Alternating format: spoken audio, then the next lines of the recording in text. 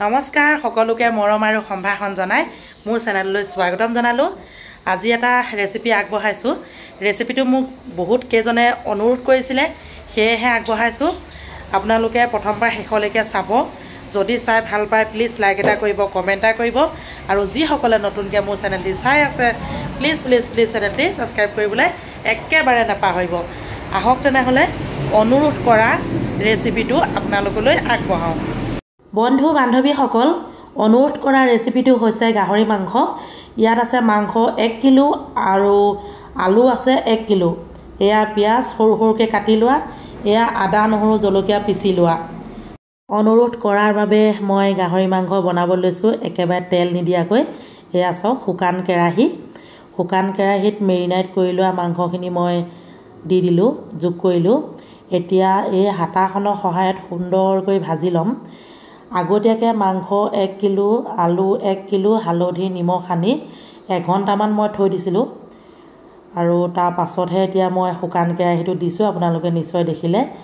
এতিয়া মই 10 মিনিট এনেধৰণে ভাজি থাকিম হাতাখনৰ সহায়ত, কাৰণ মই তেল একেবাৰে দিয়া নাই আৰু মোক অনুৰোধ কৰিছিলে একেবাৰে তেল নিদিয়াকৈ, মানে তেল দিয়া লিখীয়া দেখুৱাব লাগে, দেখিবলৈ ধুনীয়া হ'ব লাগে আৰু খাবলৈও ধুনীয়া হ'ব লাগে। সেয়েহে মই এই ৰেচিপিটো আপোনালোকলৈ আগবঢ়াইছোঁ। আগতেতো মই দিছোঁ বাৰু তেল নিদিয়াকৈ গাহৰি মাংস বনাই।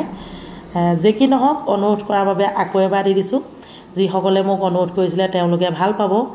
এয়া চাওক অলপ সময় ঢাকি দিলোঁ, এতিয়া ঢাকনটো আঁতৰাইছোঁ। এয়া অকণমান সময়হে ঢাকিছোঁ, মানে 3 মিনিটমান ঢাকি দিছোঁ আৰু তাৰপৰা আকৌ ভাজিছোঁ। এতিয়া চাওক এনেকৈ ভাজি থাকিলে বহুতখিনি তেল ওলাব।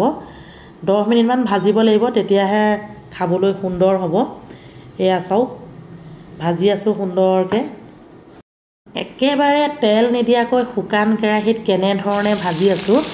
আপোনালোকে যদি ভিডিঅ'টো প্ৰথমৰ পৰা শেষলৈকে চাই থাকে সকলোখিনি বুজিব। এয়া চাওক বহুত তেল ওলাই গৈছে ইতিমধ্যে, এয়া দেখিলে আপোনালোকে তেল সুন্দৰকৈ ওলাইছে।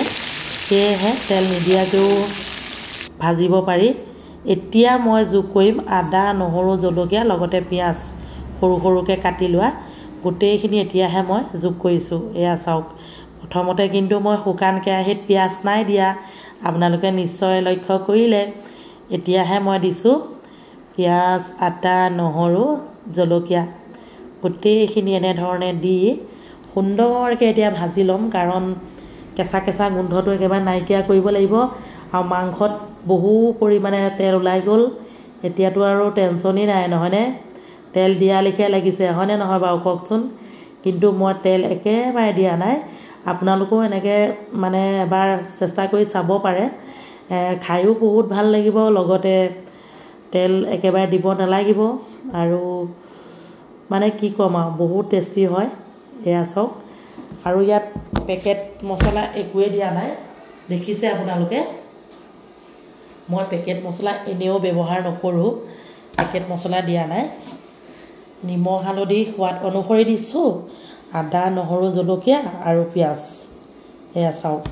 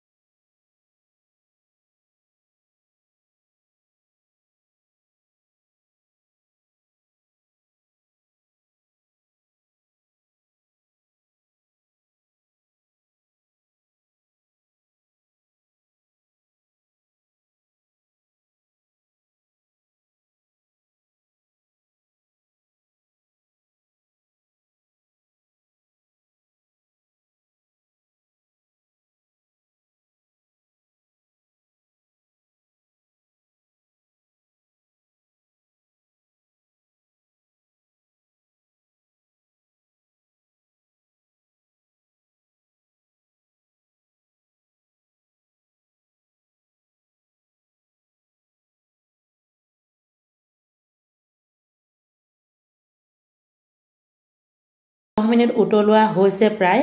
এনেকৈ গাহৰি মাংস খাবলৈ সঁচাকৈয়ে বহুত ভাল লাগে। ভিডিঅ'টো চাই আপোনালোকে কেনেকুৱা পালে প্লিজ জনাবলৈ নেপাহৰিব। আজিলৈ আহিছোঁ, সকলোকে বাই বাই জনালোঁ।